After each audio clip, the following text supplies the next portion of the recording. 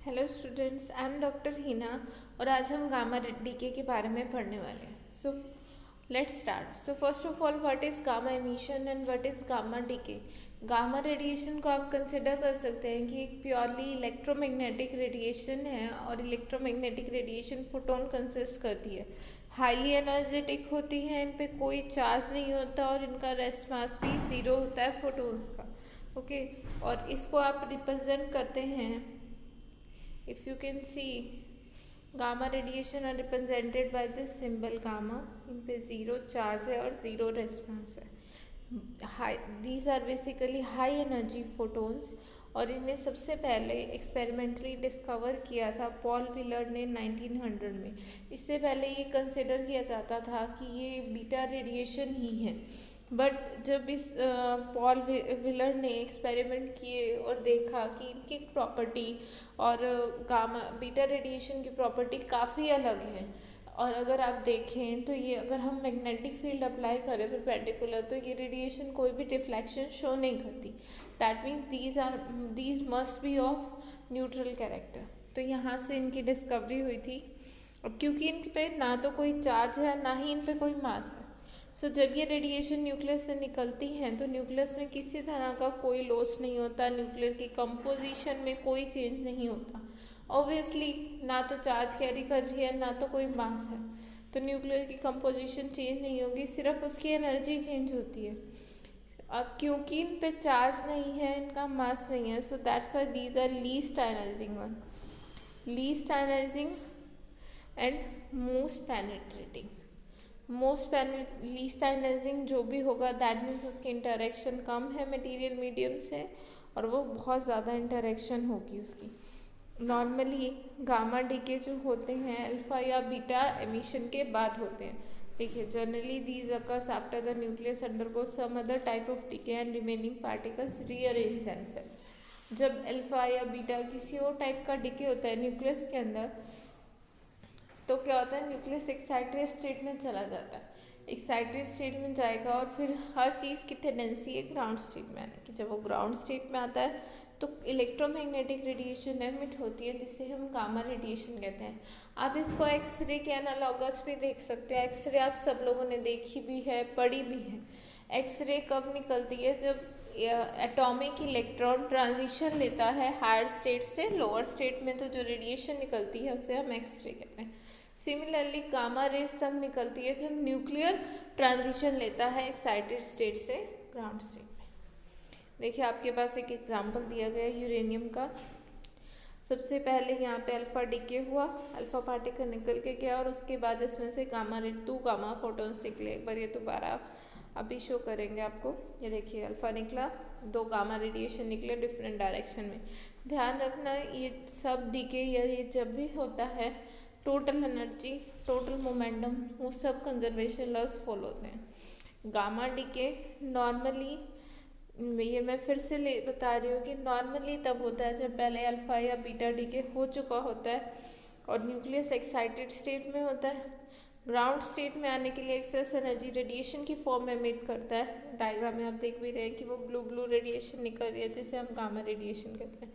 और normally alpha या beta decay के बाद नियर अबाउट 10⁻12 सेकेंड में गामा ट्रांजिशन हो जाता है।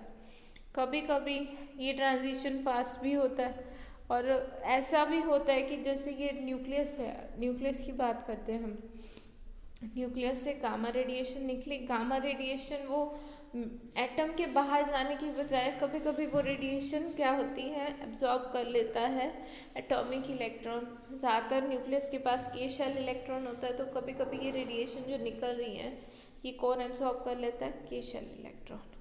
तो एटम आयनाइज हो जाता है, इसे फोटो इलेक्ट्रिक प्रोसेस भी कहते हैं, बट ऐसा कभी कभी होता है। ओके, इसका नीचे एग्जांपल देखिए। सबसे पहले कोबाल्ट 60 को अगर हम एक्साइटेड करें, देखिए एग्जांपल दिया गया। कोबाल्ट 60 जो है निकल में इसका डीके हुआ, साथ ही साथ एक बीटा नेगेटिव एमिशन हुआ, साथ में बीटा नेगेटिव है तो एंटी न्यूट्रिनो निकला। ओके, उस बीटा नेगेटिव के साथ इलेक्ट्रॉन जो निकलेगा वो 0.31 MeV एनर्जी कैरी करता है। उसके बाद ये जो एक्साइटेड स्टेट में है, नहीं पे देखो स्टार लगा है, that means it is in excited state. ये ग्राउंड स्टेट में इसका डिके होता है, फिर से एनर्जी एमिट होती है and the energy emitted is 1.17 MeV, you can see here. उसके बाद गामा डिके होगा तो फर्दर एनर्जी एमिट होगी 1.33 MeV। ओके, अगर हम गामा डिके की या इसके ओरिजिन की बात करें, सो सबसे पहले नेचुरल सोर्स जो हैं गामा रेस के अर्थ पे, दैट वो रेडियो एक्टिव एलिमेंट्स हैं, radio active isotopes, for example potassium 40, और सेकेंडरी रेडिएशन जो कि बहुत सारे एटमॉस्फेरिक इंटरेक्शन से आ रही है। कॉस्मिक रेज में गामा रेज होती है। गामा रेज एस्ट्रोनॉमिकल प्रोसेस में प्रोड्यूस होती है जिसमें बहुत हाई एनर्जी इलेक्ट्रॉन्स फर्दर निकलते हैं। ये जो हाई एनर्जी इलेक्ट्रॉन है ये सेकेंडरी गामा रेज प्रोड्यूस करते हैं by mean of bremsstrahlung, inverse Compton scattering और सिंक्रोट्रॉन रेडिएशन।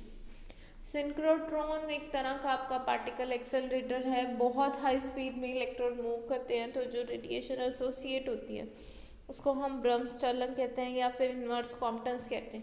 कॉम्पटन स्कैटरिंग आप इन फ्यूचर पढ़ने वाले हैं, अभी के लिए आप इसको ये ट्रीट कर लीजिए कि जब भी एक इंसिडेंट रेडिएशन आती है वो इलेक्ट्रॉन के साथ इंटरेक्ट करती है और उसकी वेवलेंथ इंक्रीज हो जाती है या फ्रिक्वेंसी डिक्रीज हो जाती है।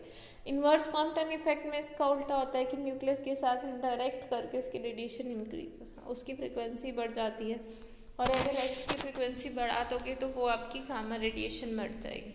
And last thing, what is this bremsstrahlung, आप देख सकते हैं ब्रह्मस्टर्लंग रेडिएशन क्या होती है।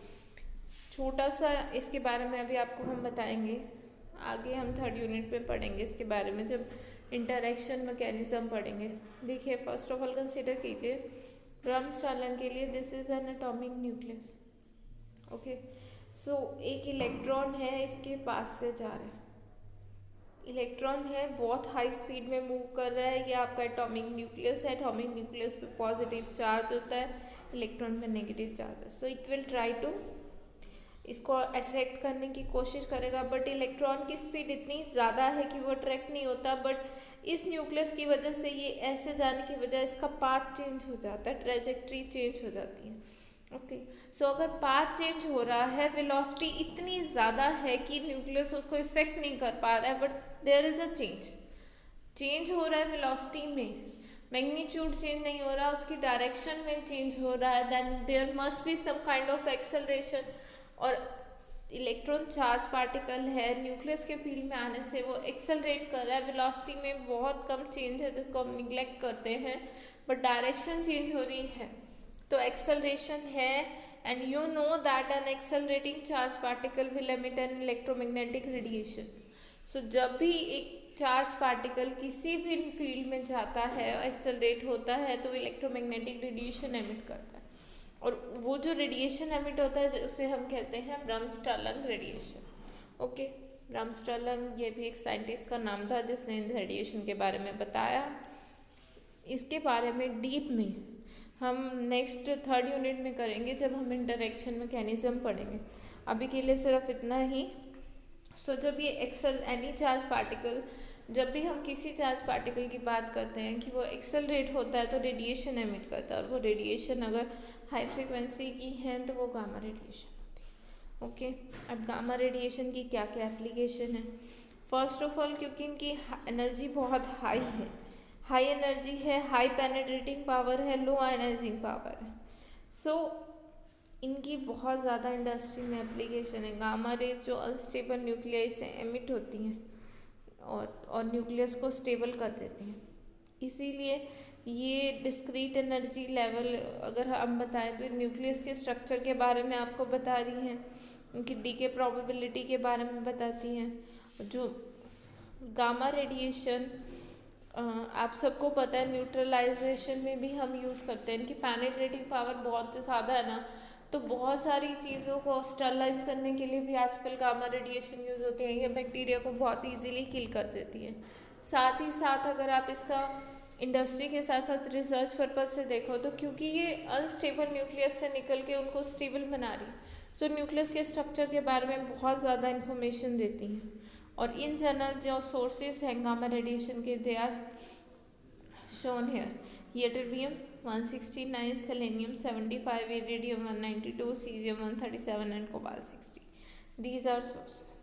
और ये असेंडिंग फोटोन एनर्जी की फॉर्म में लिखे हुए. I hope it is clear कि गामा रेज होती कैसे है, किस किस तरह से निकल सकती है. Most common source is from nuclear excitation, कि न्यूक्लियर जब डी एक्साइट होगा तो वहाँ से निकलती हैं. बट कुछ और इसके ओरिजिन भी हैं, like bremsstrahlung radiation, synchrotron radiation, Compton scattering. Synchrotron और ब्रह्मस्टालंग रेडिएशन एक ही है. ब्रह्मस्टालंग रेडिएशन में जब चार्ज पार्टिकल न्यूक्लियस के फील्ड में आता है और एक्सेलरेट होता है तो रेडिएशन जो एमिट होती है वो ब्रह्मस्टालंग है. सिंक्रोट्रॉन में हम चार्ज पार्टिकल को एक्सटर्नल फील्ड लगा के, इलेक्ट्रिक और मैग्नेटिक फील्ड लगा के बहुत हाई स्पीड पे एक्सेलरेट कराते हैं. सिंक्रोट्रॉन्स भी आप पढ़ेंगे तो वहाँ पे जो रेडिएशन एमिट होगा या रेडिएशन लॉस होता है गामा रेडिएशन की फॉर्म में, उसको हम सिंक्रोट्रॉन रेडिएशन कहते हैं. I hope it is clear to you. अब गामा रे स्पेक्ट्रा देखिए. सो सबसे पहले हमें गामा रे के ओरिजिन के बारे में पता चला था कि जब भी अल्फा या बीटा कोई भी ट्रांजिशन होती है उसके बाद गामा रेडिएशन निकलती है.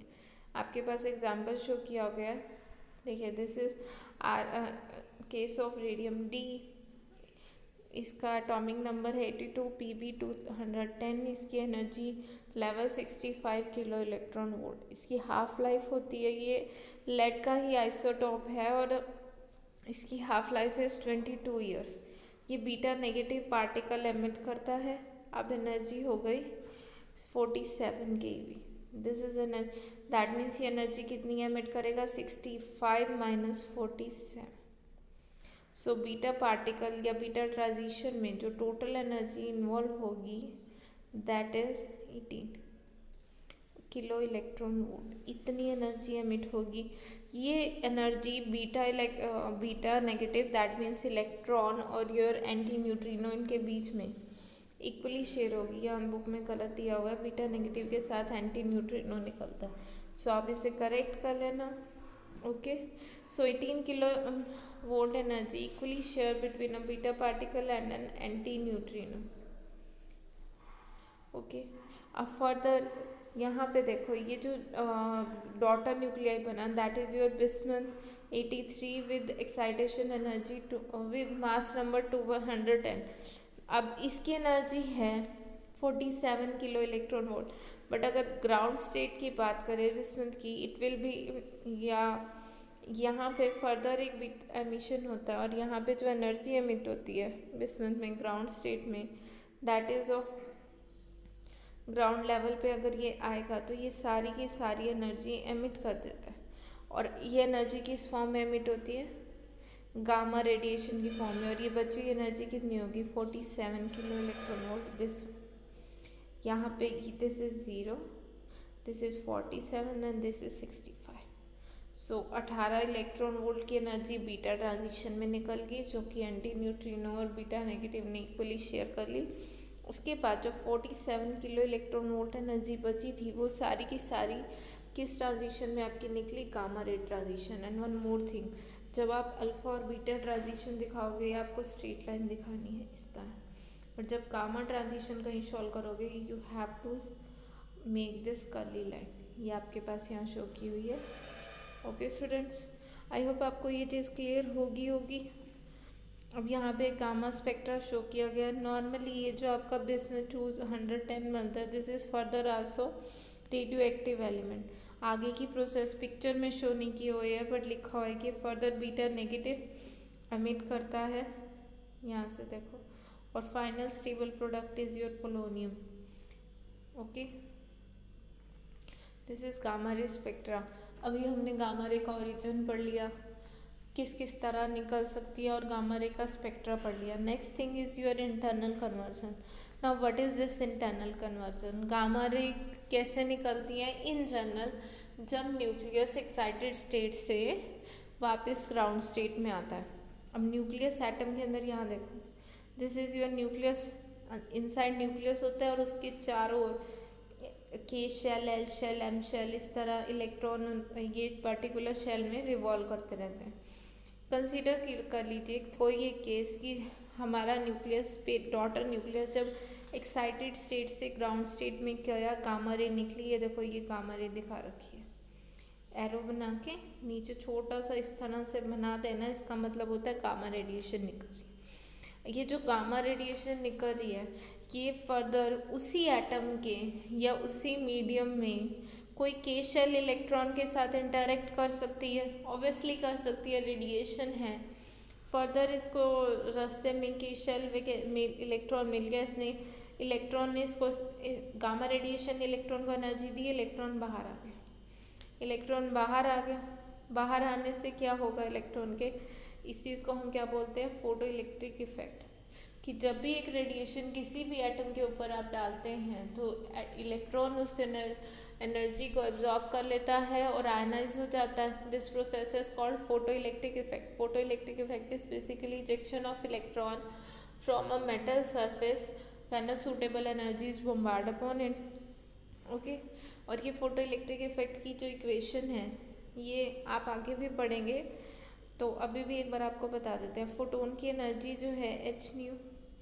इंसिडेंट जो फोटोन होते हैं या इलेक्ट्रोमैग्नेटिक रेडिएशन होते हैं, जब ये इंटरेक्ट करती है मैटर के साथ तो ये होली इंटरेक्ट करती है, मीन्स कम्प्लीटली एब्जॉर्ब हो जाएगी, अपनी सारी एनर्जी उस इलेक्ट्रॉन को देगी।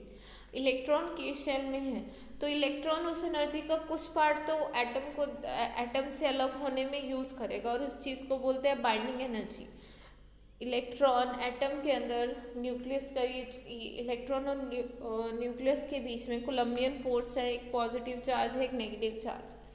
तो ये जो फोटोन की एनर्जी आई है आपके गामा फोटोन की एनर्जी, इलेक्ट्रॉन ने इसका कुछ पार्ट तो एटम से अलग होने में रख लिया, जिसको हम वर्क फंक्शन कहते हैं या फिर आप बाइंडिंग एनर्जी भी कह दो, W0। It is the minimum energy required to remove an electron या आयनाइज करने के लिए। ओके, एंड जो बची हुई एनर्जी थी, क्योंकि गामा की एनर्जी बहुत ज़्यादा होती है, अभी हमने पीछे पढ़ा किलो इलेक्ट्रॉन वोल्ट में है। ओके, और इसके लिए कितनी एनर्जी चाहिए होती है, सिर्फ इलेक्ट्रॉन वोल्ट। तो rest of the energy will become the kinetic energy of your electron, mv²। So this is your photoelectric equation. सो कुछ पार्ट इसका उसमें यूज हो गया और रेस्ट पार्ट उसकी काइनेटिक एनर्जी में चल गया।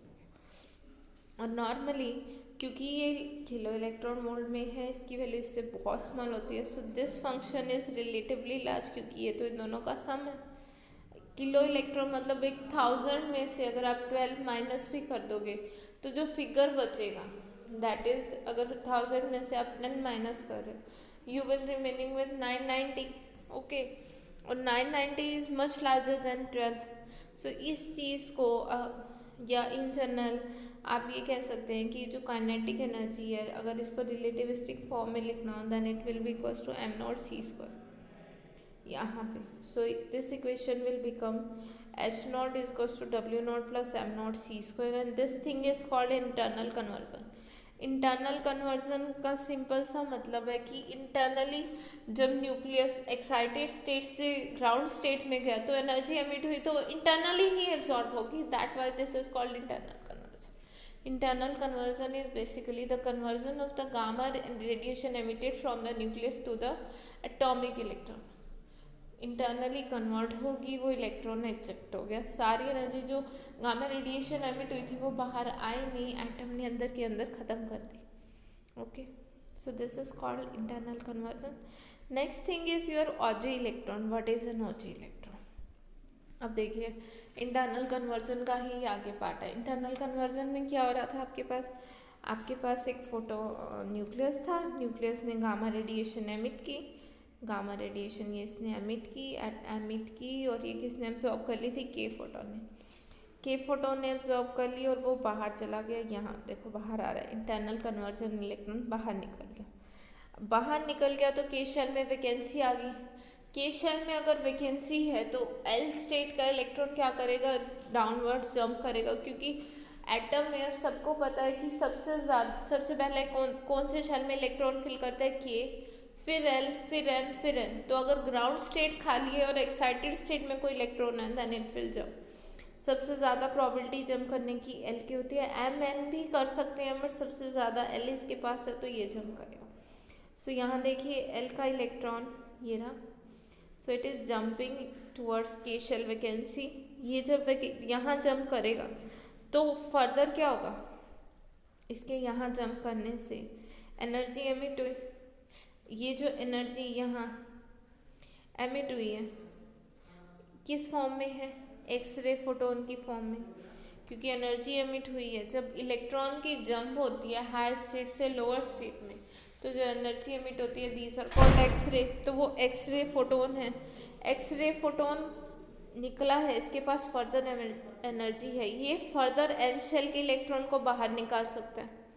ओके, सो ये फर्दर फोटोन जो है knocks out electron from M shell, और ये जो एम शेल वाला इलेक्ट्रॉन निकल रहा है इसको हम कहते हैं ओजे इलेक्ट्रॉन। ओजे इलेक्ट्रॉन ये फर्दर एक साइंटिस्ट के नाम पे है जिसने ये इफेक्ट बताया था। अब ये एक्चुअल में जब आप ये एक्सरे की एनर्जी या ये करो, अगर हम गामा ट्रांजिशन की बात देखते हैं, गामा ट्रांजिशन हमने देखा, ये सब चीज़ें एक बार फिर से देख लो। सबसे पहले नंबर 1 क्या हुआ, तुम्हारी गामा रेडिएशन निकली, गामा रेडिएशन निकली, इंटरनल कन्वर्जन हुआ। नंबर 2 उसने के शेल इलेक्ट्रॉन को बाहर निकाल दिया फोटो इलेक्ट्रिक प्रोसेस के थ्रू। नंबर 3 एस शेल वाला इलेक्ट्रॉन कहाँ गया, के शेल में। जब गामा फोटोन निकली उसने के शेल का इलेक्ट्रॉन बाहर निकाल दिया, इसको कहते हैं फोटो इलेक्ट्रिक इफेक्ट, और इस पूरे प्रोसेस को क्या बोलते हैं, इंटरनल कन्वर्जन। ओके, यहाँ तक होने के बाद के शेल में वैकेंसी आ गई, फिर नंबर 3 पे क्या हुआ, एल शेल का इलेक्ट्रॉन के शेल में चला गया। अब एल का इलेक्ट्रॉन के शेल में आया तो फिर से रेडिएशन एमिट होगी, कौन सी रेडिएशन एमिट होगी, एक्सरे। सो 4th स्टेप में ये जो एक्स रे आपकी एमिट हुई है ये फर्दर एम शेल के इलेक्ट्रॉन को बाहर निकाल देती है। अब एम शेल से जो इलेक्ट्रॉन है वो बाहर आ गया, और ये जो एम शेल वाला इलेक्ट्रॉन एम की बजाय एन या किसी और का भी निकाल सकती है, जिसकी इसकी एनर्जी बस उस एनर्जी से ज़्यादा होनी चाहिए। तो ये जो सेकेंडरी इलेक्ट्रॉन बाहर आए हैं, this is primary and this are secondary electron, इनको आप ओजे इलेक्ट्रॉन कहते हैं। ओके, आई होप ये चीज़ आपको क्लियर होगी कि हो क्या रहा है। अब ये जो इफेक्ट है ये एक्चुअल में ये एक्सपेरिमेंटली भी होते हैं। एक्सपेरिमेंटली अगर आप ये जो एक्स रे एमिट हो रही है ये सीधी बाहर भी आ सकती है और ये ओजे इलेक्ट्रॉन भी एमिट कर सकती है। सो अगर एक्सपेरिमेंटली आप ये जो एक्स रे एमिट हुई है इस ट्रांजिशन से L2K या फर्दर, इनकी एनर्जी देखो, और ये सेम मटेरियल जो रेडियो एक्टिव है या जिसमें गामा ट्रांजिशन निकली उसको एक्सरे ट्यूब में रख दो, उसको डायरेक्ट उसमें से एक्सरे एमिट करो, तो दोनों की फ्रीक्वेंसी या दोनों की वेवलेंथ मैच करती है। इसका मतलब ये जो एक्सरे निकल रही है, ये जो इंटरनल कन्वर्जन हो रहा है और ये सब हो रहा है, ये एक्चुअल में हमारी थ्योरी सही है, ये वही गामा रेडिएशन उसी मटेरियल के एमिट करवा रही है। ओके, आई होप ये चीज़ आपको क्लियर होगी, कंफ्यूज मत होना। ओजे इलेक्ट्रॉन सेकेंडरी इलेक्ट्रॉन होता है। कई बार आपके पास 1 और 2 मार्क्स का क्वेश्चन आ जाता है, व्हाट इज़ इंटरनल कन्वर्जन और what is an Auger electron. I hope आपको ये चीज़ क्लियर हो गई होगी। So that's it for today. अगर कोई भी आपको दिक्कत है then please post it in comment section.